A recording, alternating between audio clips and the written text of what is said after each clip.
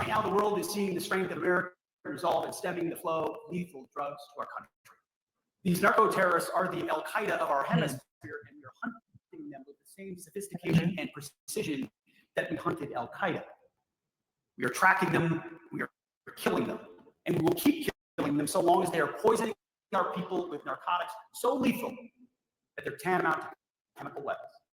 The heat is growing on the Trump administration's bombing of alleged drug boats off the coast of Venezuela and in the Caribbean. In the past few months, more than 80 people have been killed in Operation Southern Spear. In particular, the September 2nd double tap strike, where 9 people were initially killed and then 2 more survivors killed, is at issue, and it sparked a congressional oversight hearing. The situation has renewed concerns about Defense Secretary Pete Hegseth's leadership, questions about possible war crimes, and calls for him to resign. But before we unpack all of that, if you like this kind of content, don't forget to hit subscribe. Joining me today to break all of this down is Michael McPhearson, Executive Director for Veterans for Peace. Thank you for joining me. Thank you for having me. All right, there has been a lot of heat surrounding the Trump administration's bombings of the boats, alleged drug boats off the coast of Venezuela and in the Caribbean, Operation Southern Spear. Right. And the Trump administration has been justifying this by saying that they're carrying deadly drugs into the U.S., and we haven't seen proof of that yet. However, and a lot of heat has been on the September 2nd double strike attack. And we learned since the past week, I believe, that that boat was headed to Suriname, which typically traffics drugs throughout Europe. So my first question to you is, what are your thoughts about this particular operation and about the potential dangers of the legal murkiness that this puts service members who participate in these strikes in? Yeah, well, first off, again, thank you for having me. These strikes shouldn't be happening. There's other ways to interdict drugs. And the people who are carrying drugs, and it's not even clear that these boats are carrying drugs, are criminals. They're not, this shouldn't be seen as some type of warfare. We've been interdicting drug shipments in the ocean for a long time. Most drugs don't really even come in that way. Fentanyl doesn't really come in from Venezuela. It mostly comes to Mexico, which is land. The precursors to it come from China.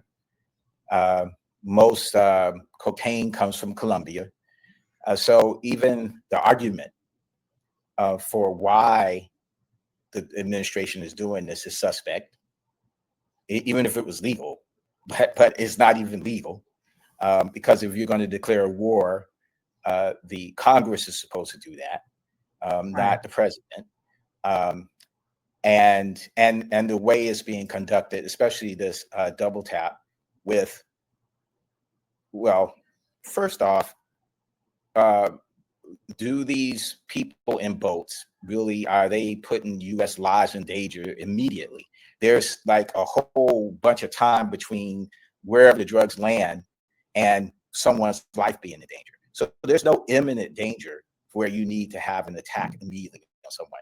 Okay, so then you attack them, they're in the water, and I think it was Senator Cotton was trying to say that what he saw was people trying to flip the boat back over to get back into the fight.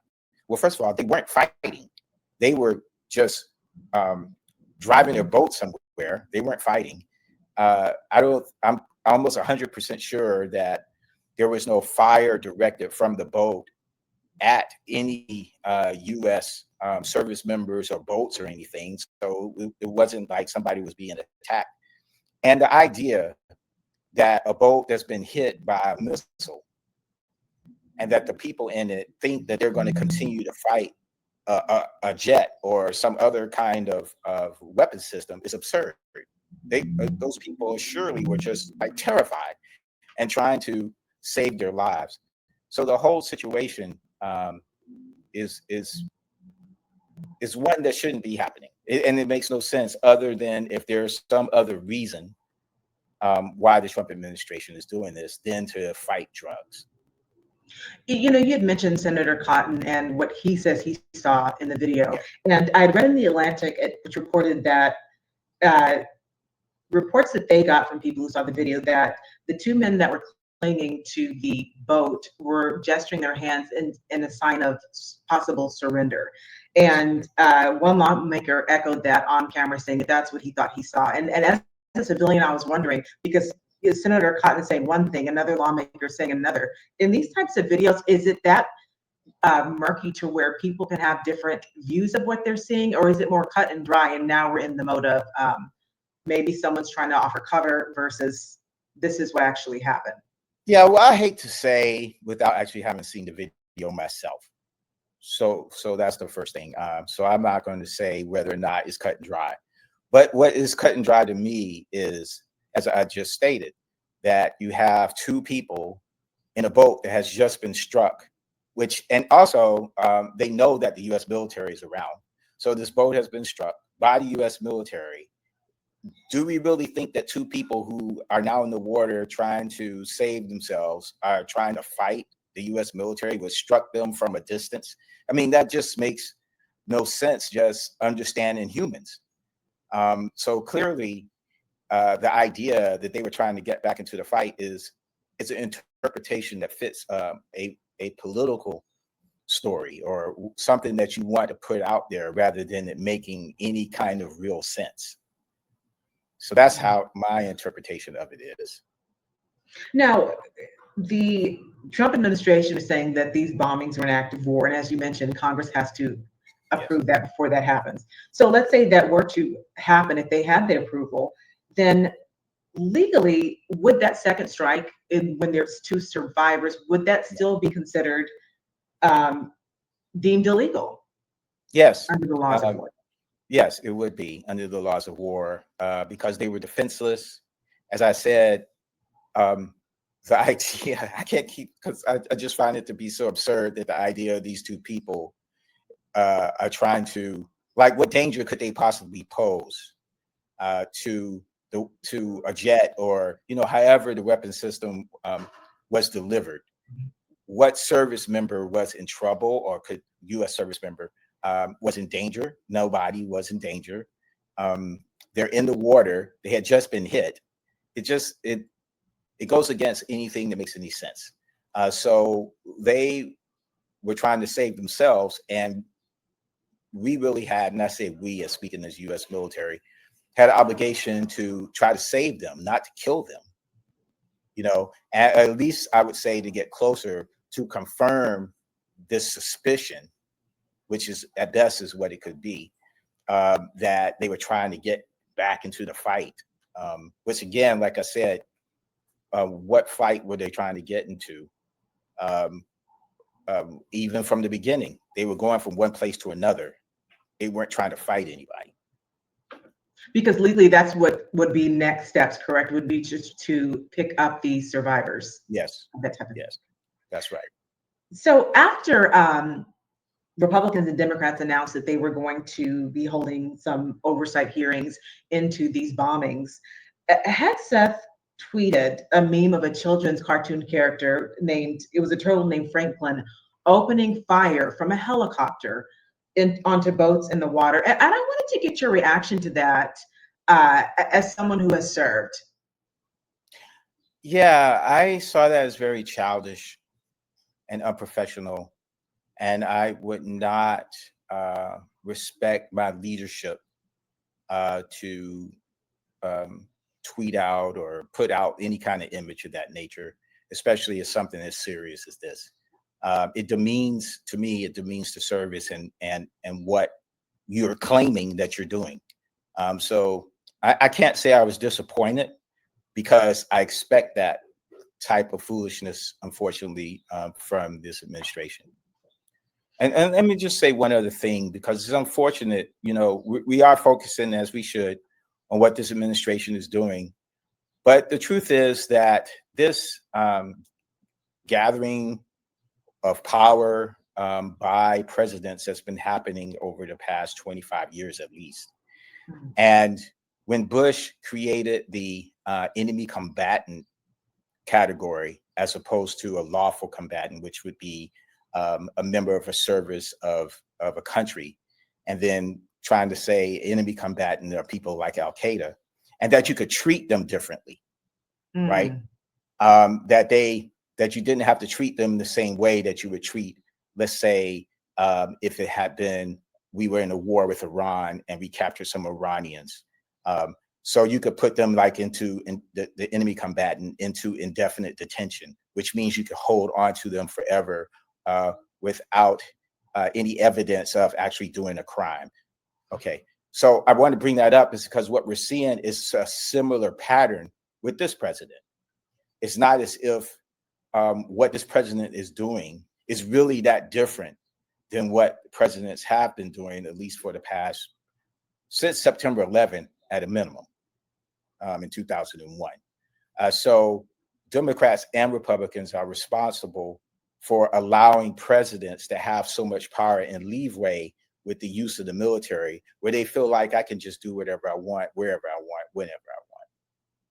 So when that door was open, can you talk more on that note? Can you talk more about what type of vacuum that created in terms of the strike? Sure, because the thing is, if the president felt like they actually had to go to Congress to ask permission to do these different things, then they would have to bring evidence to show reason as to why it makes sense to do it. And so presidents, since the authorization for the global war on terror, have just generally felt like they can, all I got to do is call somebody a terrorist, so a narco terrorist. And then I have the authorization to go and bomb or do whatever I need to do to eliminate this terrorist. And I don't have to come back to Congress to explain why, because I'm already authorized to do that. And Congress has let them do that instead of saying, no, you can't, you need to come back to us. We're not authorizing that. That's a very good point. Calls for video of the second strike to be released are growing. And I was wondering what your thoughts are on that. Do you think that's something that's important for the public to see, that type of video, given what's going on? Yeah, I do. At the same time, I'm not honestly sure if it will put everything to rest or not, because just like some of the Republican senators are seeing one thing, and unfortunately, we live in a time where reality seems to be subjective, right? So people tend to see what they want. And so for me, yes, I say yes, we need to see the video. I think the American public needs to see it. And hopefully it's clearer than is being portrayed. But also there's some principles that have nothing to do with the video. That's what people need to, concentrate on, like authorization by Congress. This blurry line between the military and law enforcement, which is happening here in our own streets in the United States of America, not only like in the Caribbean. Is this the best way? Of course, we want to stop drugs from coming into the United States, but is this really the best way to do that? And again, does this make sense when most cocaine is not coming from Venezuela, it's coming from Colombia, and fentanyl is mostly coming from Mexico, with precursors from China? And again, I'm not trying to demonize any of those countries. What I am saying, though, is this argument that's being constructed by the administration, when you look at the pieces, don't make sense. So more than likely, what he's trying to do is put pressure on the government of Venezuela for Maduro to step down. And then here's another principle. Why does the United States get to decide who should be in power in one country or another? Don't the people of that nation get to decide that? Isn't that just a basic principle of what we as a nation believe for ourselves? So those are the kind of things that I think should make the most difference than this one video. Right, because, and also too, whenever it comes to regime change, that creates a whole other host of problems. That's right. Down the line. That is totally correct. So even if you've set aside the principle, how pragmatic is it to try to change a regime, especially with the history that this country has had in doing that? We have not been successful in that, except for, I guess, Germany and Japan. And how long ago was that? That was World War II. So we're talking about 80 plus years ago. Going back to kind of the beginning when I was asking about the legal murkiness that this may put service members in, because Yes. when we first started hearing about this, Hegseth had tweeted something about, he basically put Admiral Bradley's name out there saying he's got his back, but he made the decision for the second strike, and all of that was going on. And as a civilian, I would think that these are top-down decisions that come down. But I was wondering about the problems that some service members may have if they're being given an order and they followed that order. Yes. Where they're going to be at legally if they do it and it's deemed illegal, and then what may happen to them if they decide that they feel like unsure about it and will they lose their job? I mean, if they don't do the order. I mean, can you kind of talk about that for civilians who may not know what that process is like? Yeah, yes, that's a very difficult space to be in as a service member.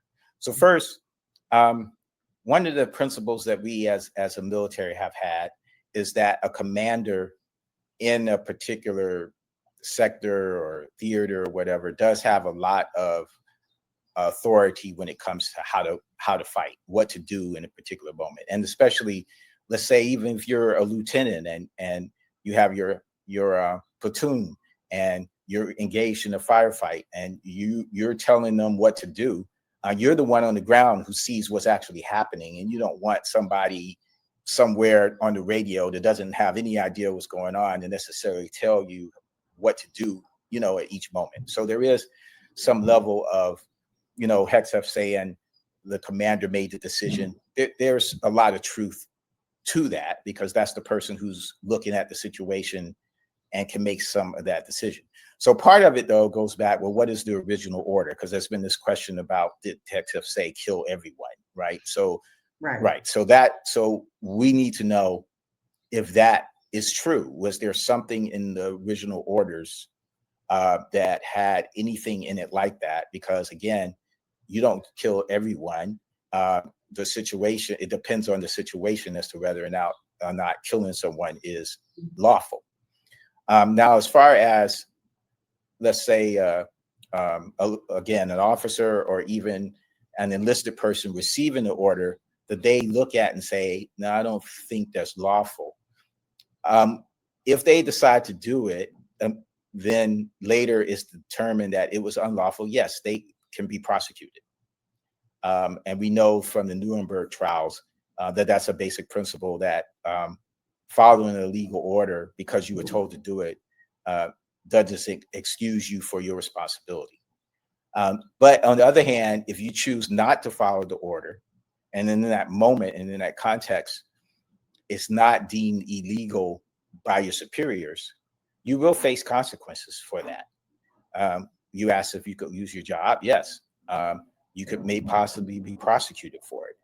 And so you will end up going through a process that hopefully at the end of it,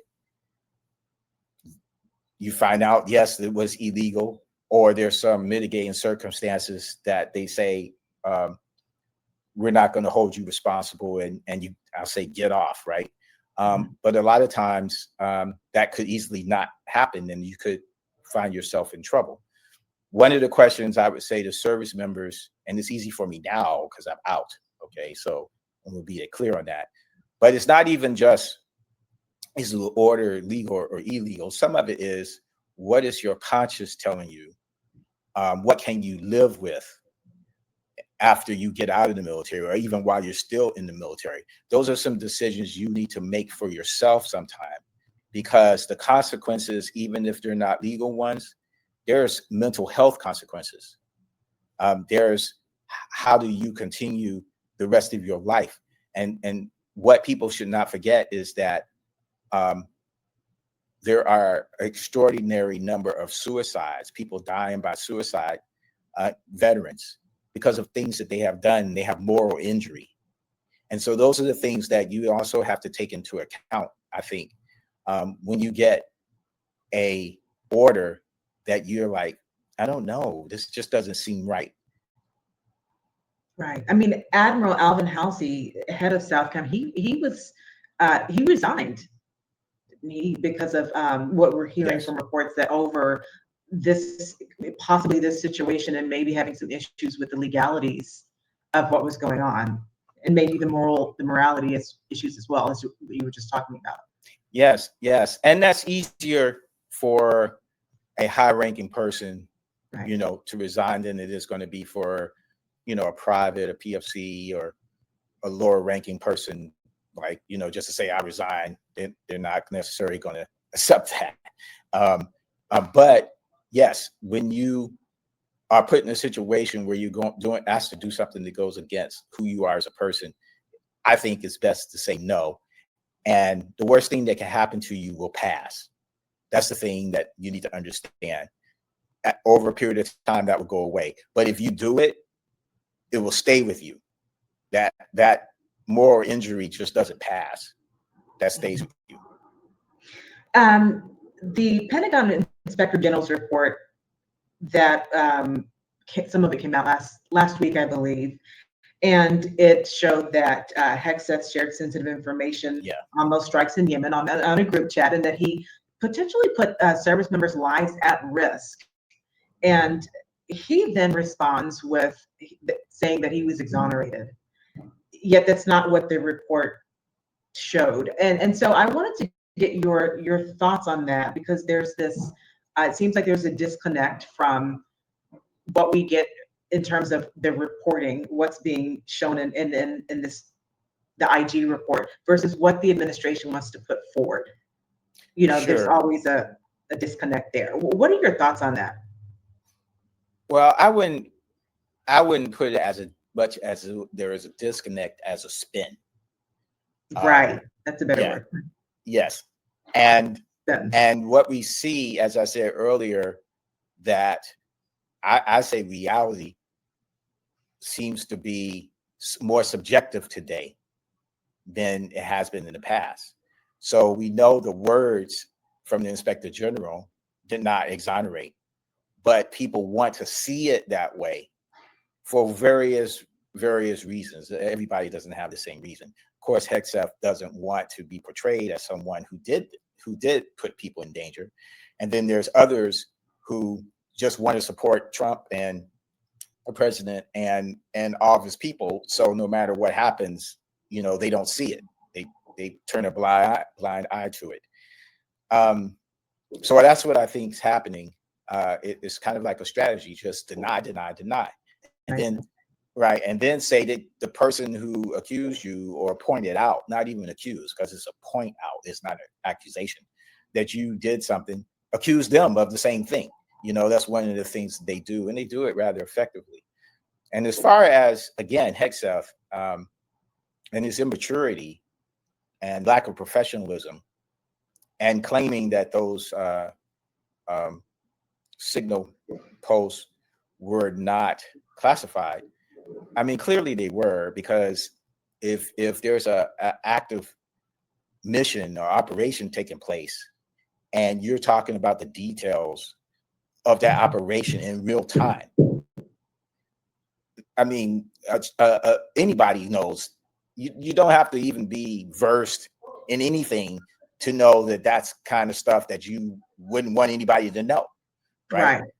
So it just again shows that he should not be in the position that he's in, because he does things that a private would know not to do, much less the person who's heading the military. So let's end on that note. What are you hearing from both active duty service members and veterans about Hegseth's leadership? Because we've got two major things now going on. We had the Signal chat leak earlier this year, and now we've got the heat coming down from the deadly boat strikes. Right. Well, you know, veterans and the military are not monoliths, you know, so there's going to be a variety of thoughts. So there are some veterans who I mean, I received an email, a veteran who's angry at Veterans for Peace because of our criticism of the Trump administration. So there's veterans who support the administration, but then there's veterans that I'm most associate with, honestly, who don't support the Trump administration. And it's the same thing with active duty, but there has been an increase of service members trying to understand what their rights are, you know, trying to understand what an illegal order is. There's definitely been an increase in that. GI Rights Hotline and other organizations that help with that are getting more calls. Your advice to those who are active duty right now who may have questions about this and just for at this time period and maybe in the future? Yeah, my advice is, number one, learn as much as you can about what is illegal. Remember that you took an oath, especially officers, to the Constitution, not to an individual person, but to some principles about what this country is about. And and have those resources, find out the phone numbers and things, so have them in hand so when you need them. And then lastly, it's not only about what's legal or illegal, it's also about what is right for you. What will, after your service, how you feel about your service. Because what you don't want, and I've seen many service members with moral injury, and it can destroy you. And as I said before, the number of service members, veterans, who are dying by suicide, it's terrible. And you don't want to be in a position where you're thinking about that because of something, because of that moment where you could have said no, and yeah, you would have gotten in trouble, but that moment, but that would go away. The moral injury it never goes away, or it's very, very, very hard to get rid of it.